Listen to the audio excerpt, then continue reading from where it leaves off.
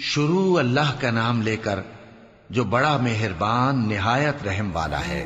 بکھیرنے والی ہواؤں کی قسم جو اڑا کر بکھیر دیتی ہیں، پھر پانی کا بوجھ اٹھاتی ہیں، پھر آہستہ آہستہ چلتی ہیں، پھر اس چیز کو یعنی بارش کو تقسیم کرتی ہیں کہ جو وعدہ تم سے کیا جاتا ہے وہ یقیناً سچا ہے، اور انصاف کا دن ضرور واقع ہوگا۔ اور آسمان کی قسم جس میں کئی رستے ہیں کہ اے اہل مکہ تم ایک اختلاف والی بات میں پڑے ہوئے ہو، اس سے یعنی عقیدہ آخرت سے وہی پھرتا ہے جو اللہ کی طرف سے پھیرا جائے۔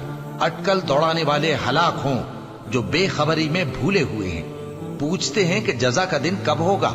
وہ دن ہوگا جب ان کو آگ میں عذاب دیا جائے گا۔ اب اپنی شرارت کا مزہ چکھو، یہ وہی ہے جس کے لیے تم جلدی مچایا کرتے تھے۔ بے شک پرہیزگار بہشتوں اور چشموں میں ہوں گے، اور جو نعمتیں ان کا پروردگار انہیں دیتا ہوگا انہیں لے رہے ہوں گے۔ بے شک وہ اس سے پہلے نیکیاں کرتے تھے، رات کے تھوڑے سے حصے میں سوتے تھے اور صبح کے اوقات میں بخشش مانگا کرتے تھے، اور ان کے مال میں مانگنے والوں اور نہ مانگنے والوں دونوں کا حق ہوتا ہے۔ اور یقین کرنے والوں کے لیے زمین میں بہت سی نشانیاں ہیں اور خود تمہاری جانوں میں، تو کیا تم دیکھتے نہیں؟ اور تمہارا رزق اور جس چیز کا تم سے وعدہ کیا جاتا ہے آسمان میں ہے، تو آسمان اور زمین کے مالک کی قسم یہ اسی طرح قابل یقین ہے جس طرح تم بات کرتے ہو۔ اے نبی، کیا تمہارے پاس ابراہیم کے معزز مہمانوں کی خبر پہنچی ہے؟ جب وہ ان کے پاس آئے تو سلام کہا، انہوں نے بھی جواب میں سلام کہا۔ دیکھا تو ایسے لوگ کہ نہ جان نہ پہچان۔ پھر وہ اپنے گھر جا کر ایک بھنا ہوا موٹا بچڑا لائے اور کھانے کے لیے ان کے آگے رکھ دیا۔ کہنے لگے کہ آپ تناول کیوں نہیں فرماتے؟ اور ان سے خوف محسوس کیا۔ انہوں نے کہا کہ خوف نہ کیجے، اور ان کو ایک دانش مند لڑکے کی بشارت سنائی۔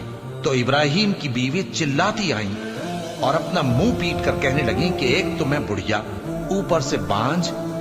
انہوں نے کہا تمہارے پروردگار نے یوں ہی فرمایا ہے، وہ بے شک صاحب حکمت ہے، خبردار ہے۔ ابراہیم نے کہا کہ فرشتوں، اب تمہارا اصل کام کیا ہے؟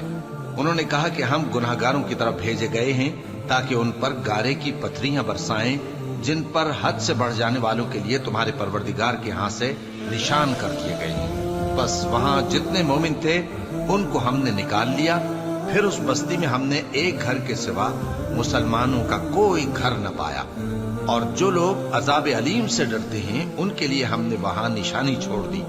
اور موسیٰ کے حال میں بھی نشانی ہے، جب ہم نے ان کو فرعون کی طرف کھلا ہوا معجزہ دے کر بھیجا تو اس نے اپنی قوت کے گھمنڈ پر منہ موڑ لیا اور کہنے لگا یہ تو جادوگر ہے یا دیوانہ۔ تو ہم نے اس کو اور اس کے لشکروں کو پکڑ لیا اور ان کو سمندر میں پھینک دیا، اور وہ کام ہی قابل ملامت کرتا تھا۔ اور عاد کی قوم کے حال میں بھی نشانی ہے، جب ہم نے ان پر نامبارک ہوا چلائی، وہ جس چیز پر چلتی اس کو ریزہ ریزہ کیے بغیر نہ چھوڑتی۔ اور قوم سمود کے حال میں بھی نشانی ہے، جب ان سے کہا گیا کہ ایک وقت تک فائدہ اٹھا لو، بس انہوں نے اپنے پروردگار کے حکم سے سرکشی کی، سو ان کو کڑک نے آ پکڑا اور وہ دیکھ رہے تھے۔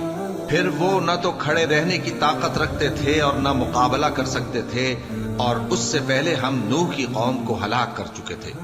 بے شک وہ نافرمان لوگ تھے۔ اور آسمان کو ہم ہی نے اپنی قدرت سے بنایا، اور ہم کو ہر طرح کی قدرت ہے، اور زمین کو ہم ہی نے بچھایا، تو دیکھو ہم کیا خوب بچھانے والے ہیں۔ اور ہر چیز کے ہم نے دو دو جوڑے بنائے تاکہ تم نصیحت حاصل کرو۔ تو تم لوگ اللہ کی طرف دوڑ چلو، میں اس کی طرف سے تم کو صاف صاف خبردار کرنے والا ہوں۔ اور اللہ کے ساتھ کسی اور کو معبود نہ بناؤ، میں اس کی طرف سے تم کو صاف صاف خبردار کرنے والا ہوں۔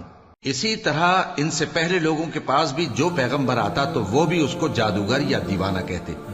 کیا یہ لوگ ایک دوسرے کو اسی بات کی وصیت کر مرے ہیں؟ نہیں، بلکہ یہ شریر لوگ ہیں۔